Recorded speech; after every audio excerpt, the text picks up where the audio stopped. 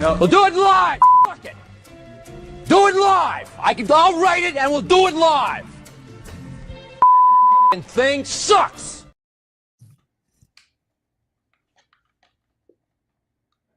How you all feeling? December? A bit of I think we're all in the Midwest now, so I think everybody's got some snow to report on. But other than that, how's the vibes, fellas? Sweet 14. How's it going? Vibes for the Minnesota Vikings we are starting our draft prep. Oof. I know those vibes. Those vibes are all too common for me. What about you, Foster? I mean, same.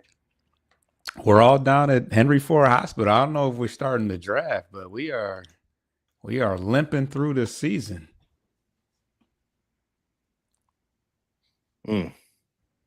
Limping. That is that's becoming a thing at Detroit with the Detroit Lions, right? You know, just trying to get to the finish line. And we'll talk about that actual limp coming from your star receiver in a second. But I do want to introduce everybody.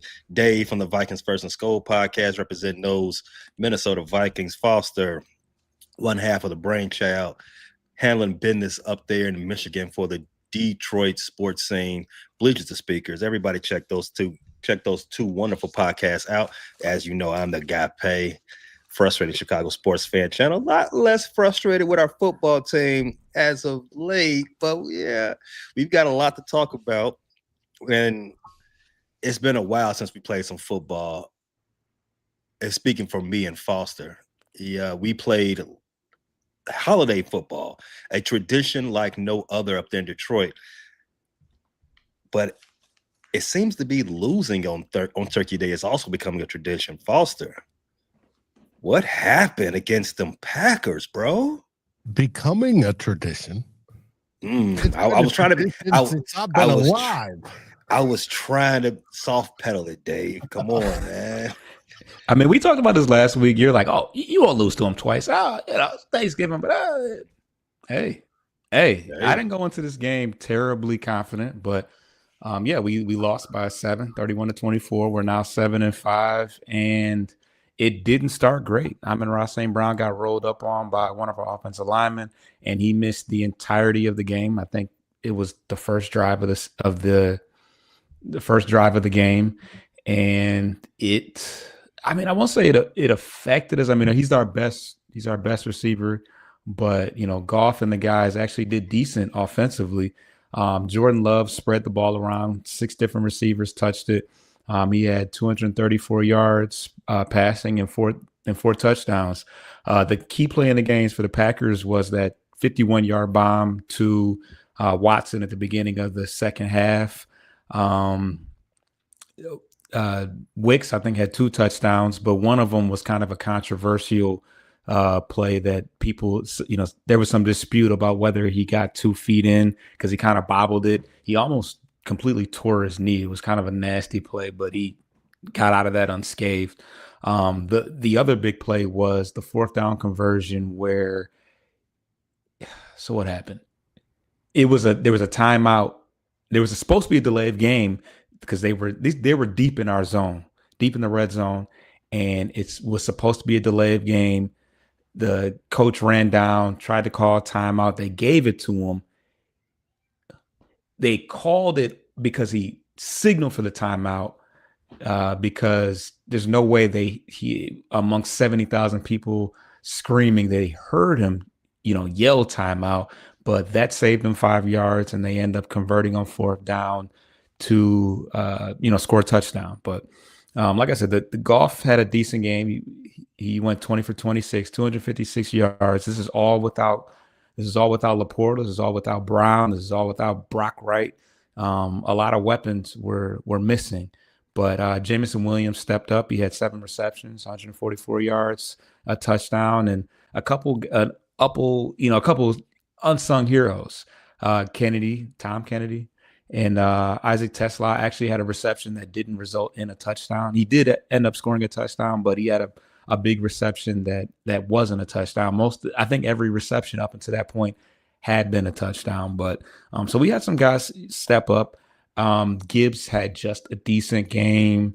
I think the most successful we were running the ball on one particular drive was with Montgomery. So it was kind of a switch up. I knew that they were going to really key in on Gibbs and have to switch things up. So our running game was okay. It wasn't great, but the differences in the game were the fact they got to Goff 3 times.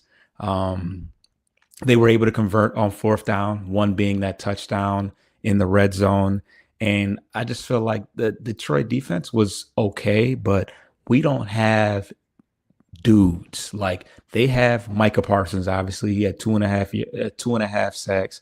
The Lions didn't have any major plays made. Hutchinson was relatively quiet.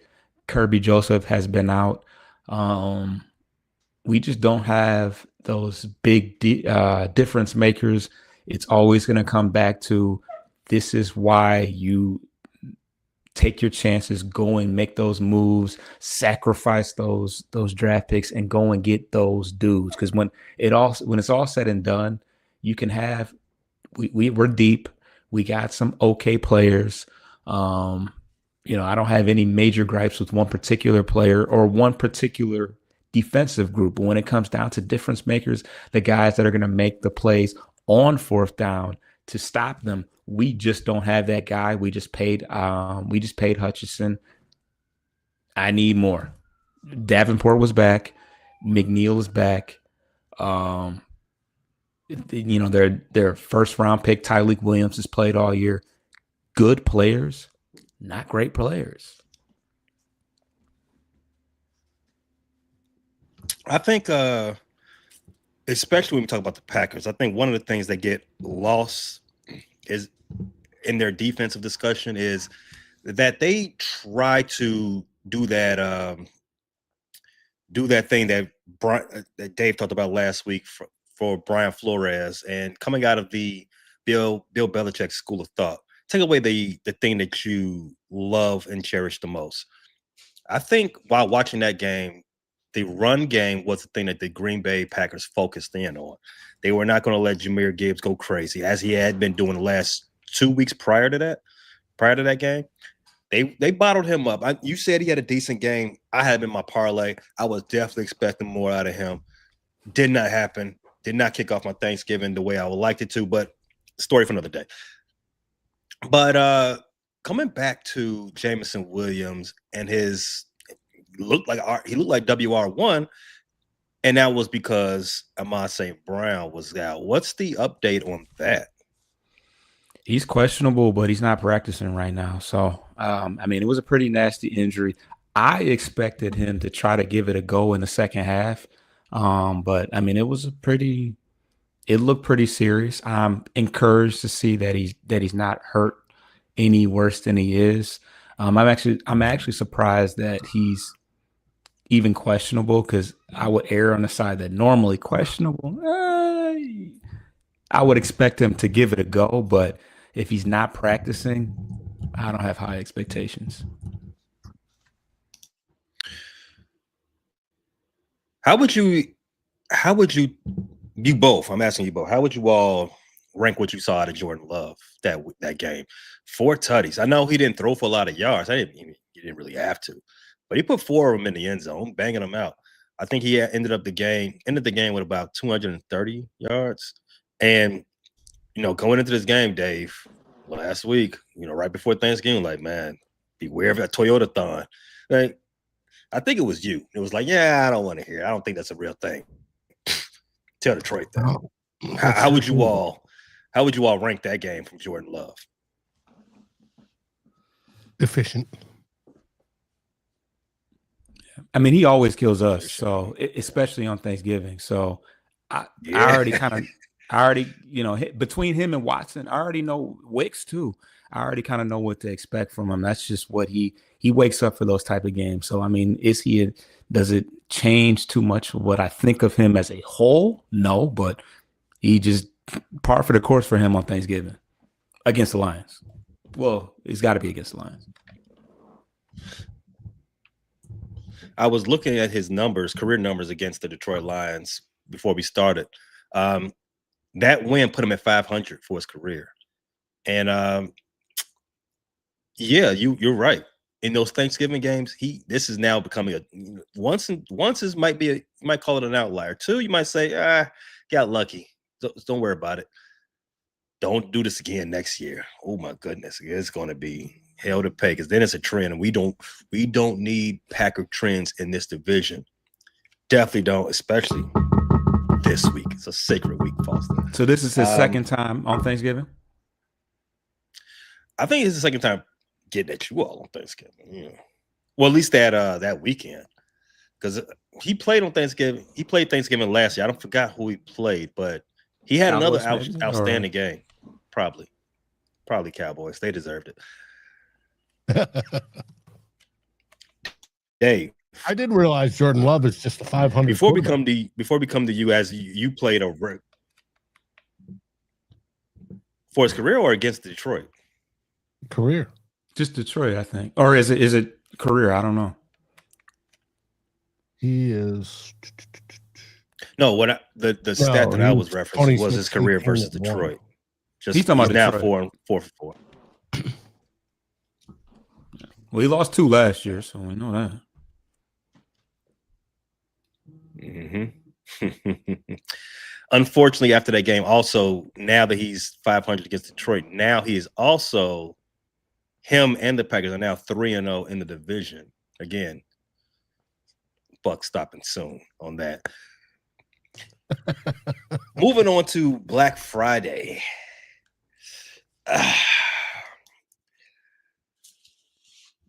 Your Chicago Bears, the number 1 team in the division, did have to play this very special game on Black Friday. I think first in the NFL's history where it was actually dedicated game for Black Friday.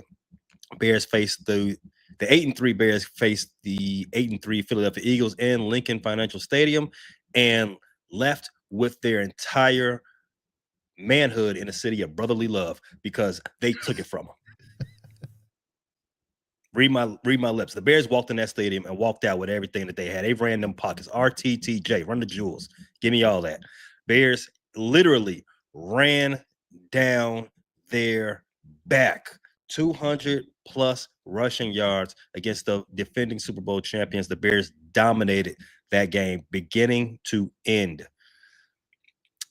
A lot of the naysayers, shout out to I can't think of his name right now, the ESPN podcaster. A lot of the naysayers had said the Bears going into that game, they're getting out by the skin of their teeth. Yeah, okay. How about that game for you? Again, dominated from front to back. The Packers, I'm sorry, I'm getting ahead of myself. The Eagles had no answers for what the Bears brought out there to the table. You saw an efficient game from pretty much almost everybody. Welcome back, Kyler Gordon. Welcome back, Jalen Johnson. Jalen Hurts didn't want to look towards Jalen Johnson's way too much that game. He looked like, nah, blanket man's back. I'm not going over there. I think Jalen Johnson saw all but 3 targets in that game. Kyler Gordon, he was that chess piece that Dennis Allen's been waiting on all year long. All around the formation, flashing out, corner screens. I mean, corner blitzes. I think he got sent 4 times, and from different angles on the defensive line. But the story of that game isn't really the running backs. It's the offensive line. The offensive line once again showed why they're the best unit in the league, and I think they're going to have 2 all pros come January on that right side of that line. Darnell Wright, Jonah Jackson, stand up. They are dominating right now at an all-pro level. DeAndre Swift going back to his old stomping ground in the Philadelphia Eagles, where he had his 1 Pro Bowl season, showed him what's what. Kevin Byard, he had another turnover. Former Philadelphia Eagle, showed them what's what. Nashawn Wright with another standout game. Stopping the tush push. Now the Philadelphia Eagle fans Now you know what? We don't need to push no more because Nashawn Wright just put it on display. That's how you stop it. Come on, just take the ball from them. They don't want the ball. Nashawn Wright's gonna get paid a lot of money this offseason. Dave, you can work something out. You can have Nashawn back for a little bit, just a little bit. We don't want to tax you too much. Oh, okay.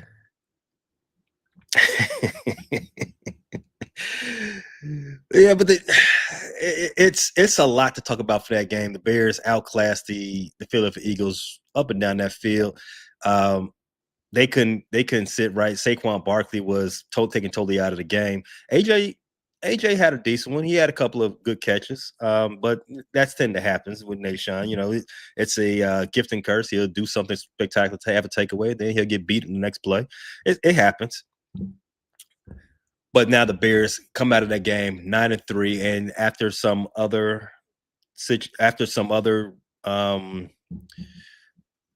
the Rams game against the Carolina Panthers on Sunday, when the Panthers upset those LA Rams, the Bears now find themselves number 1 in the NFC.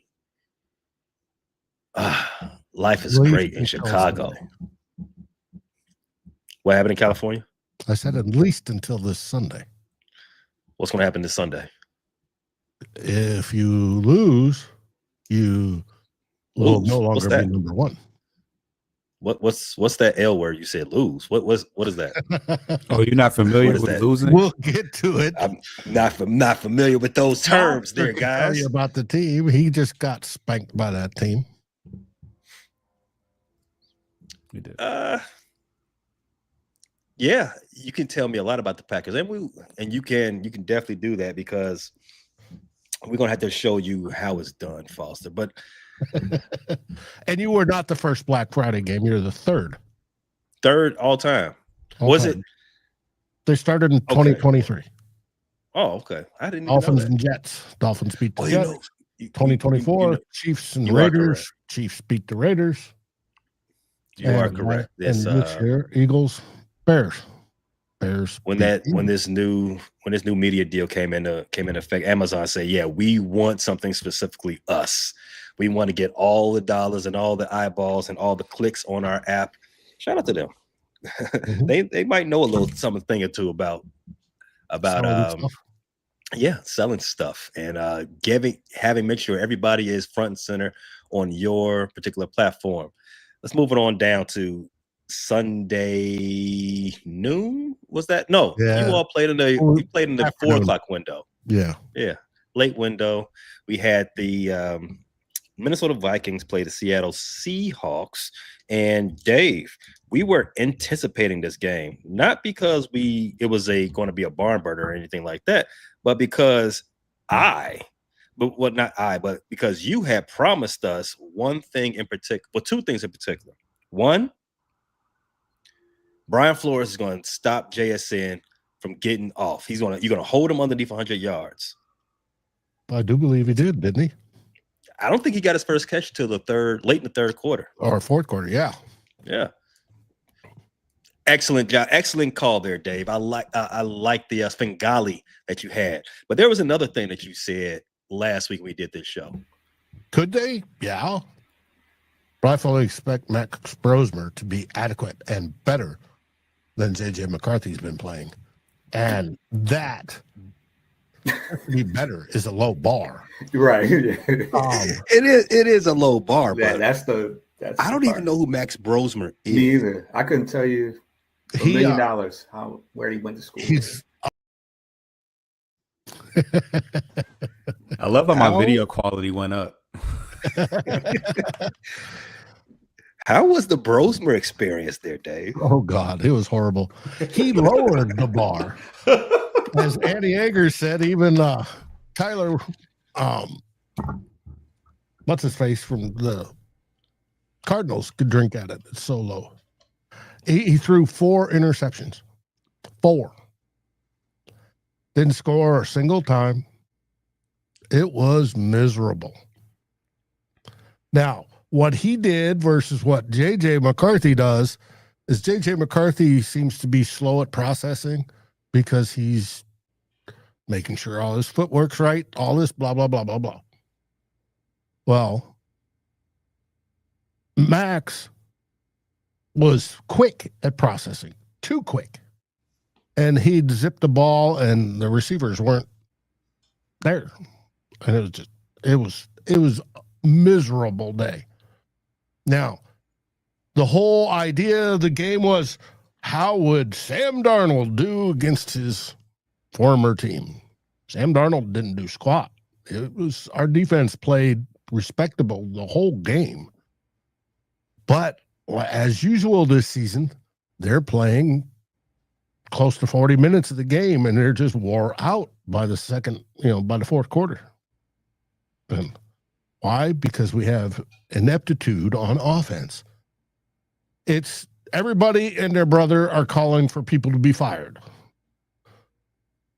From fire everyone down to, fire the O-line coach, or fire this coach or that coach, or the health and welfare guys, or whoever it is. Fire the ball boy. Just fire somebody.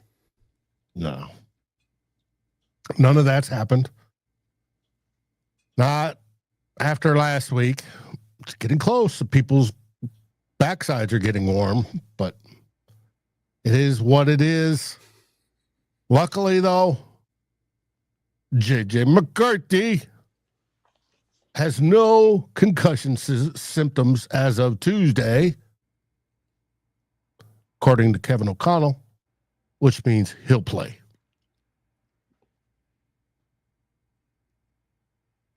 How you feel about that, Dave? It's better than Max Brosmer. Better than the bro. Yeah, I think Max Brosmer could probably develop into a decent backup quarterback. It's just not with the way everything's going this year, though. He could be one of those guys that, last in the league 10 or 12 years. Mm-hmm. Oh yeah, you can definitely. There's very good job security at being able to hold a clipboard and run a scout team offense. It's great work if you can get it. Best work. The thing that has popped up to me a lot this week and in the social media circles concerning the Vikings has been save Justin Jefferson, this narrative, or get him out of Minnesota. I was gonna Are you hearing any of that, Dave? Yes, we are hearing that. It's starting to fire up. That Justin's had it. He's not the only one, but supposedly jogging on the routes and not into it and dropping the football. Jordan Addison dropped quite a few.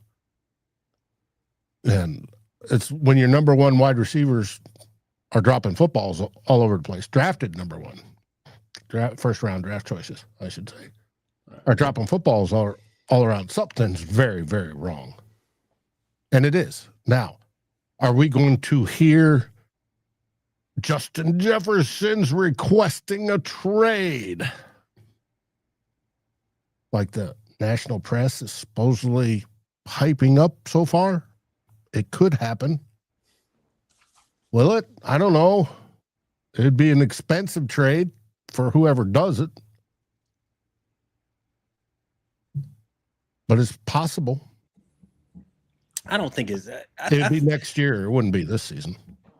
I feel like that's I feel like it's just social media talk. It's just what people do when it's like, oh man, I like this player, and he's not putting up video game numbers. He's not getting his 1,000-yard season. I feel like people read in too much into bad body language because it's cameras everywhere. Yeah, can his body language be better? Sure, but does that mean he really wants to get out? It's his first real test of adversity with the Minnesota Vikings. He's been lights out his whole career, no matter who the quarterback is. And now because he's got, what's his name as his quarterback? J.J. McCarthy. Or Max Brosmer. Or Carson Wentz. Yeah, because he had a good time with Darnold, right? That was all fine and dandy. Oh yeah, well, Sam Darnold was great. Yeah, I don't know. Maybe I'm not seeing something, Dave. Do you actually feel like that he wants to get out of here? No, he wants to win. Yeah, I mean, He doesn't want to waste his career, and that's where you're going to hear is people. He's wasting his career in Minnesota. He needs to go someplace where he can win a title. 13 games. No one was saying this. No one was saying this that he needs to get out of there when last year when he's having another all Pro Bowl season and they lost in the playoffs in the first round. Fans that were talking about use him as trade bait. He's our most valuable player, so get 2 or 3 first rounders for him. Why would you want to get rid of? That's like getting rid of Moss. Like who would have? Well, I mean they did. Oh, well, we did that too. Oh well, yeah, crazy. It was our owner did that. Red McCombs. He was pissed, so he traded him to the Raiders. Mm-hmm. No. Through the fans. When he go to New England after the Raiders. Yes. Oh, Yeah. Mm-hmm. No, Red McCombs was upset that the people of Minnesota didn't want to buy him a new stadium, and he was a cheap SOB. Gotcha. And so when the referendum died, he said fine, and he traded Randy Moss. Oh, so he was trying to spite the fans. Yes. Great owner. Yeah. But I mean, like, was he? Okay, that was sarcasm. All right, cool. I mean, that's exactly why Cleveland has the laws in effect that they have now. Because you're not going to spite our fans no more. You're not doing that. You got to talk to us before you do anything from now on. What? Cleveland? But all right, but yeah, Cleveland Browns. They were in court. Right. I think they just settled it not too long ago. Last week. When the Browns want to move. Mm-hmm. Yeah, because they want to move outside of the city limits. Their stadium and all that. And because of what happened with what's his name? Not Armodale, but who was the owner back then? I forget. Yes, I forget who the owner was back when they moved in the 90s. It could have been Modell. But now there's a law in the books in Cleveland. Nothing can happen with this team as far as moving without one talking to us first, and 2 letting us find you someone you can sell the team to. They can keep it here. Yeah, maybe Tim Walsh needs to get on Cleveland that. Owns the name. Make sure tighten up those ships up there in Minnesota. Yeah, no, it was. That's quote the Raven. All right. So it sounds like you guys want to close the books on week 13. Am I reading that right? It was bad. It was bad. We got a couple more injuries, but it was serious injuries or. Yeah, Kelly, Brian Kelly, our center, just first came back from his concussion, all that. He dinged up his hip. And who else? Oh, Blake Brandel, who was playing left guard because Donovan Jackson's out with a wrist injury, broken wrist, I think. He's iffy for this weekend. He came down with a bump on his head and is in concussion protocol as well. Wow. When it rains, it pours up there. Hey, I know how you feel, Dave. We have a whopping, I think it was a little less than 3/4 of the planned offensive line playing together this season. It's fun. I did notice that on Sunday. It was a lot of the game commentators were pointing out how many different offensive line rotations this team fill in the blank has had to use this year. I think the Raiders, the Rams, you guys, Vikings. There's a few of them. There's a lot of teams out there's had unfortunate time this year with keeping guys healthy, keeping the round bellies healthy. Again, I know that pain very well. Lions fit into that category too. Oh yeah, Dave, thank you for bringing that back up. Foster, sit up in the seat, sir. So, also last week we talked about Frank Ragnow coming out of retirement to save the Lions.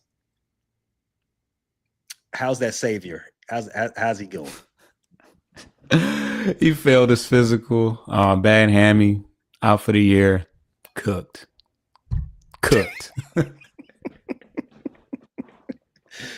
You gotta laugh to keep from crying. It's like, what the? Yeah, and the Lions put out. Did he come in with the bad hammy, or did he sprain the hammy doing a 40-yard dash or something for him? That's probably. Well, I don't know why he'd be doing that, but or whatever for his physical test. Maybe he just when he's been out. Obviously, he's been doing whatever he's been doing, and hadn't been preparing himself. So when they put him to the test, like, hey, let's see if you can, do the little scoot around, do the drills. He was like, this is why I retired. I don't know, but yeah, that was kind of the news we got, like, post, getting beat by the Packers. So it was like, because we were already kind of, it's after the Bears won, we were kind of like, real, uphill battle to get into the playoffs. So when we got that news, it's just like, just add it to the fire. Terrion Arnold out for the year. He's been banged up all year, out for the season. Brown, we don't know what to make of that. You probably should just shut. I don't want to say you want to shut him down, but it's like it's looking real bleak for us. Oh, you play. So we're gonna talk about those playoff chances. The team that could move ahead of you this week. Yeah, it's getting hairy there, Foster, as far as playoff chances go. But we'll talk about that when we review Week 14 for the Detroit Lions. If you're watching live, you know what to do. Sit tight. If you're listening to audio, you already know we recorded this a long time ago. So go ahead and check out our ad sponsors, and we'll be right back on the other side of that break. Don't go too far. Need a Garrett's popcorn break.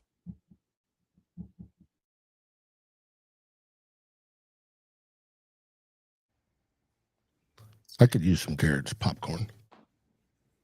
Go with my scotch. Can we all? Worked at a movie theater, never got back into the popcorn game. Well, popcorn in the movie theater is pretty decent, but nothing beats Garrett's. Yeah, I would imagine. So let's talk about Week 14 here. In the first game up, you have a Thursday night special. The two teams that would love to play on Thanksgiving. Like, you guys love Thursday. Foster, who you guys got? The Dallas Cowgirls. The other blue and silver team. That's right. That was pretty spicy there, Foster. I mean, calling them. I usually don't come at them like that, but I mean, it's fair. But look, big ops. You did say there was your playoff chances are a lot hazy right now. Do you think you got to win out? Because I know the Dallas Cowboys, they fighting to get into the playoffs too, man. What's gonna happen here? Yeah, we got to win out. We gotta beat Dave. Yeah, I'm gonna say it. We got to beat Dave, even though we're not playing Dave. Everybody's ops right now. Everybody's opposition right now. So, we definitely got to win out. And we certainly got to beat the Cowboys. They got one less loss than us because of this silly tie. So, that's where we're at right now. Mm-hmm. Are we getting doesn't that make you hate the Packers more because now you're a half game behind Dallas? I mean, yeah. I mean, can I hate them anymore? Like, I don't know. Those who might be new watching the show, Foster really hates the Packers. He hates the Packers more than me and Dave combined, and I really, really hate the Packers. But yeah, preview this game for us, Foster. What can we look forward to?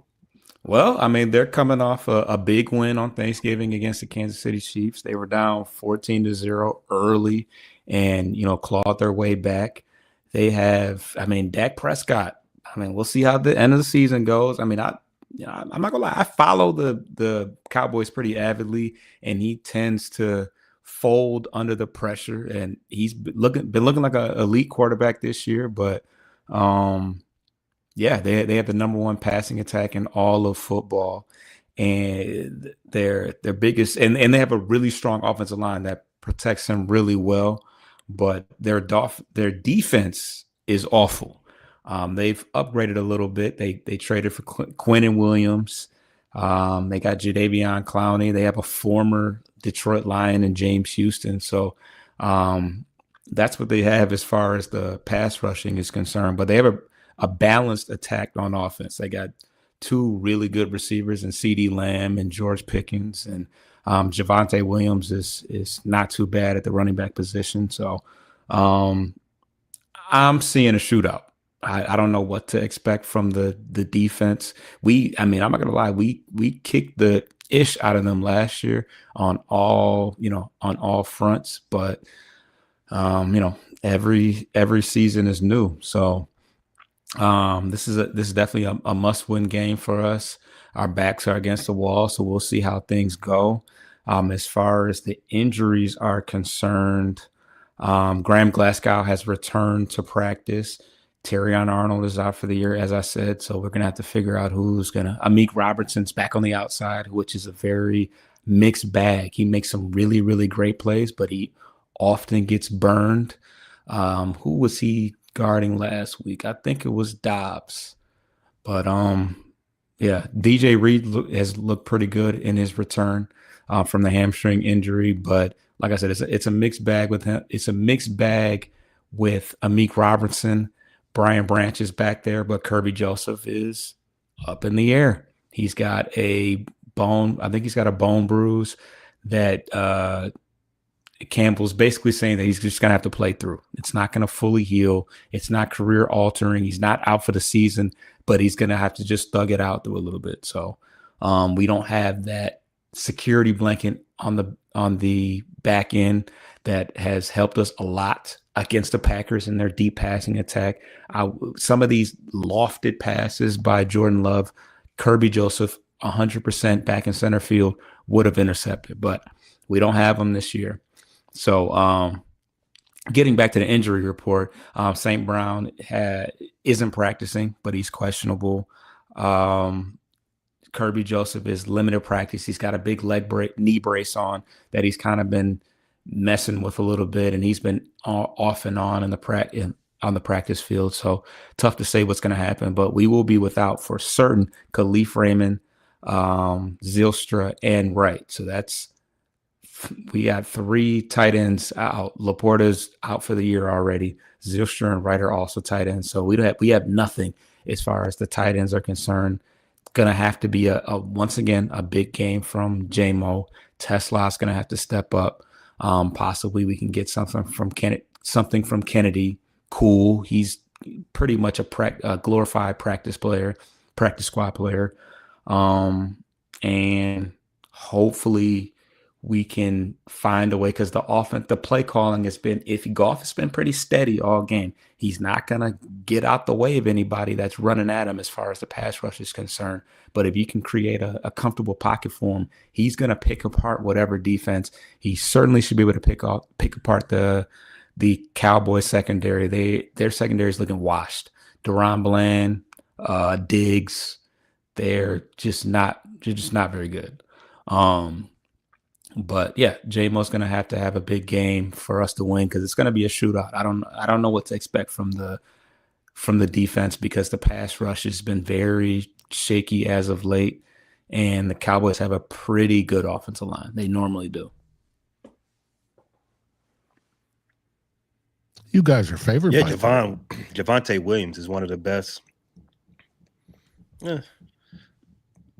Javonte Williams is one of the best running backs this season. Did not see that coming. No. Over under, Foster. 3.5 times Dan Campbell has the Lions go for Sunday. Well, tomorrow rather. 3.5. We play on Thursday again? Yes. Tomorrow. You play tomorrow. All right. That's messed You don't up. get your mini buy until next week. 3.5 in Detroit. Yeah, he's gonna let it all hang. Yeah, at this point, yeah, dude. Put it all on the table. 3 over on that. There was a playoff standings, yes. No, I mean, there's some thought that Dan Campbell's over aggressiveness this time around has cost you all the season. I mean, where are you at with that? That's all. I mean, that's always been a thing. Even when we lost the 49ers 2 years ago, that was a talk. So that's never wavered.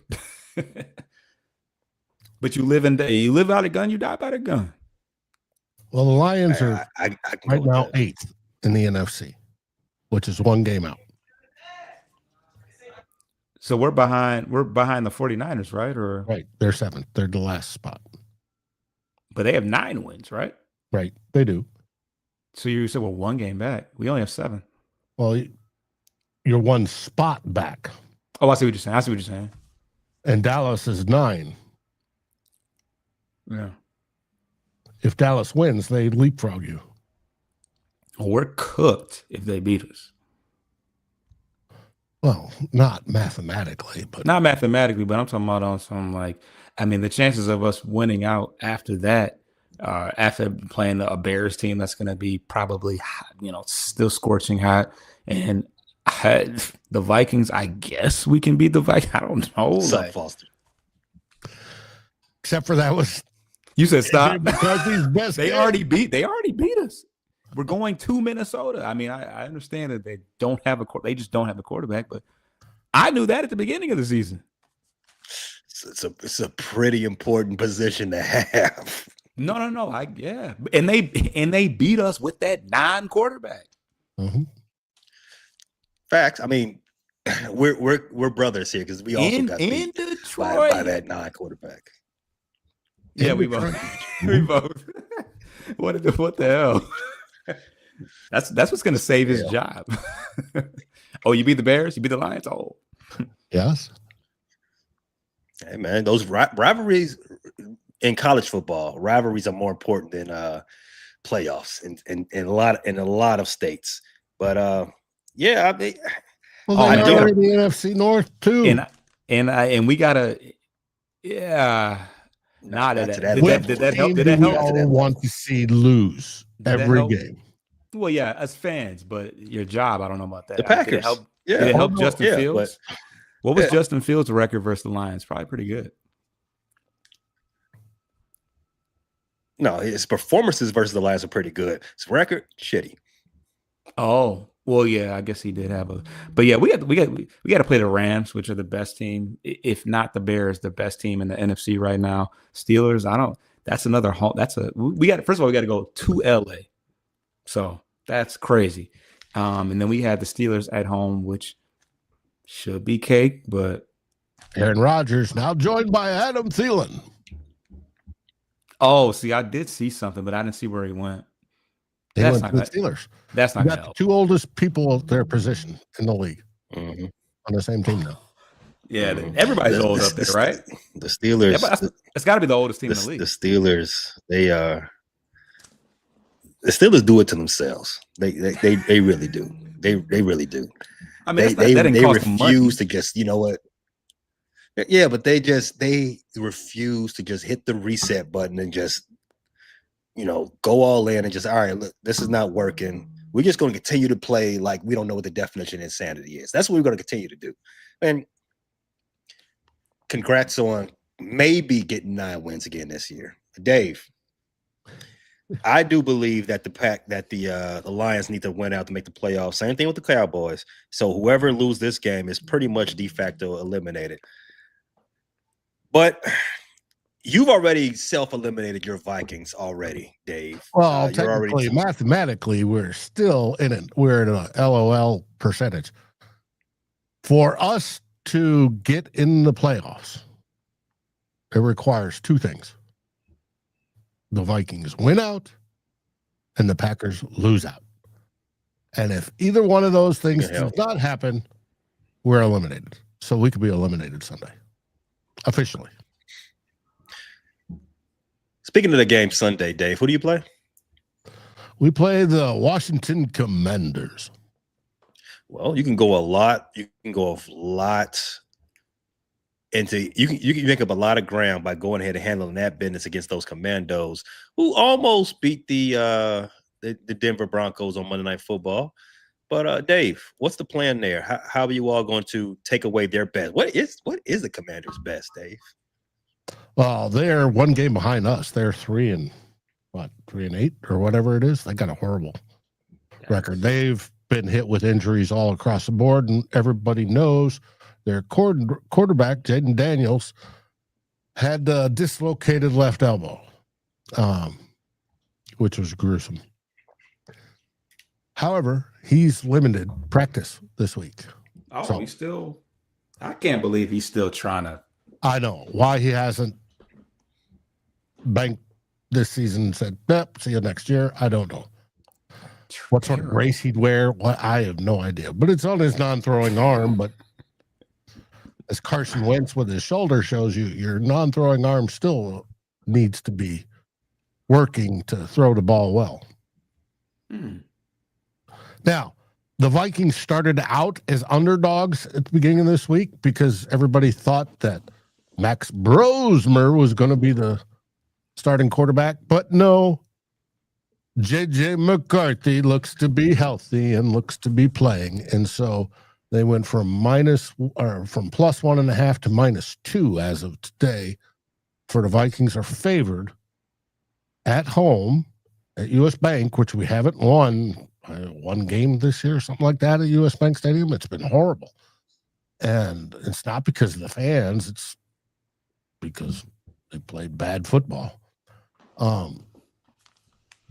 But we're going to face up against them at noon on Sunday, and we'll see whatever happens. If we lose, we're officially eliminated. Like I said, we won't know about Green Bay until afterwards.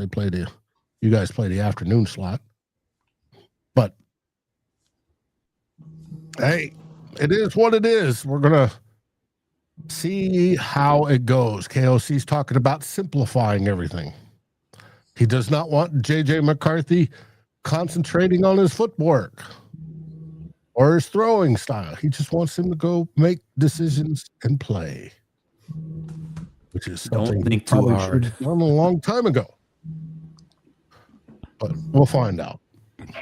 Sort of feeling the heat on the backside, I think, a little bit for KOC. Whose phone's ringing? Not mine. Hey, you got a phone ringing?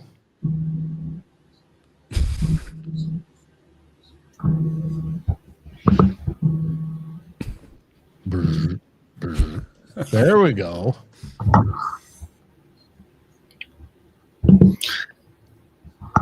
Do you have a score prediction for that game, Dave? According to the points, it's probably going to be 23-20. That many points? It's if one of my contributor on 2 bloggers, Drew Bunting's, put out 1.5 for the over under on touchdowns for the Vikings. I said we're going over because it's going to be a bounce back game. Fans are giving up on the season, so they're going to come out and look good. The reverse psychology thing. Good luck to you. It is what it is. Like I said, Vikings First and Skull is already starting to shift to draft coverage. No, come on, already. We haven't officially, but we are in the process. We are prepping for it. Yes, we are. Wow. It's the earliest we've done in years. I would think so. I mean, absolute years. We don't have these bad seasons. Where usually our bad seasons are where we're battling around 500, not 4-8. There's still time. There's still time. You got 4 wins left. You can get to 5. Well, 17 games in the season. Yeah. Yeah. But hey, and you talked about no rivalries. The Wilfs, our owners, there is certain games they want to win every year. They will fire coaches afterwards. And that is Green Bay. They could lose to the Lions. They could lose to the Bears. But if you lose to Green Bay, that totally pisses them off. So there are rivalries in the NFL. Yeah, there are. Yeah, for sure. Now, the oldest rivalry happens to take place Sunday afternoon, and it involves those Green Bay Packers.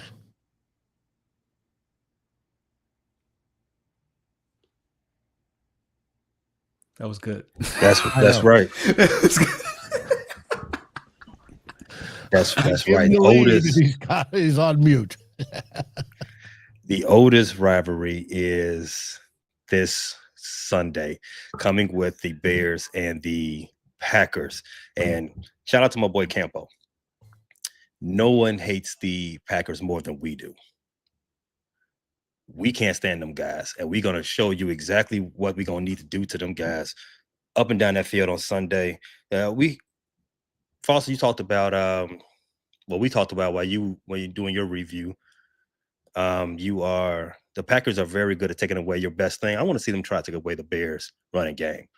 150 yards per game. Second in the league, destroying everybody's opposing defense. Now, I do think the key to the game will be the front line. How do we minimize the effectiveness of Micah Parsons? You know what they say. You know why Jerry traded him? Run right at him. Doesn't stop the run very well. So you're gonna have to do that. And I think that in doing that, might be also boot around him a couple of times, because I noticed in that game Thursday that the Bears were doing a lot of what do you call that? A drag plays right into the edges. Now you're going to try to switch it up a little bit, run right at them, and then try to confuse them a little bit. Get some Caleb naked boots out there. I would love to see a couple of those. I'd love to see Caleb start hitting some of those protected guys, those guys coming across the middle of the field, getting some of that stuff done and figuring some more things out. But the game is going to be won in the trenches, and I cannot wait to see that game. It's going to be a very, very good game, and I'm looking for Caleb to go 2-1 in his career against those Packers. What do you all think? Answer that.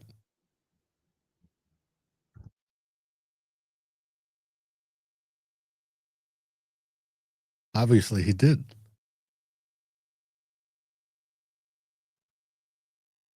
Hopefully, Caleb does go 2-1 against the Packers. Foster, you hope so?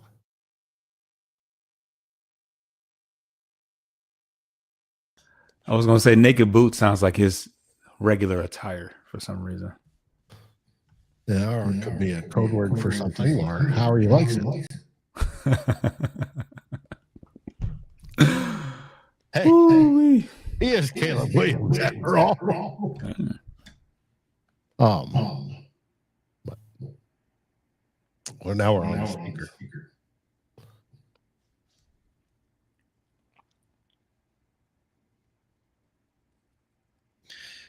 Yeah. Okay.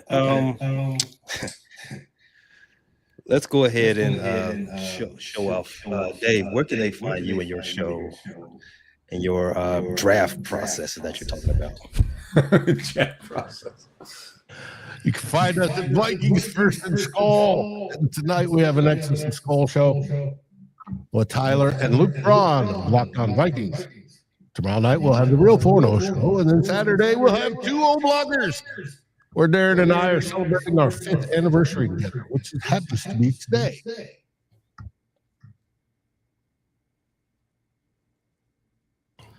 Excellent. Foster, what about you? What's happening? Where can they even Bleachers Speakers? Yeah, you can catch us. We got a pregame show coming up this weekend on Bleachers to Speakers. It's kind of quiet on the Tiger front right now. We're waiting for things to warm up at winter meetings, and the Pistons remain hot. Well, I won't say hot, but our record is amazing. So check us out.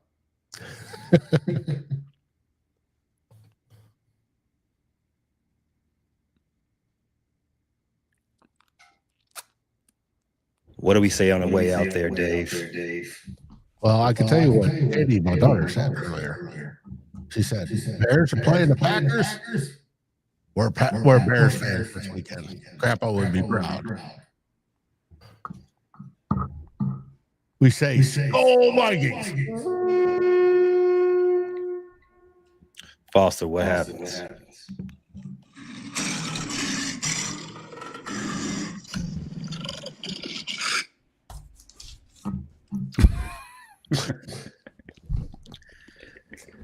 Bears 56, Packers 6.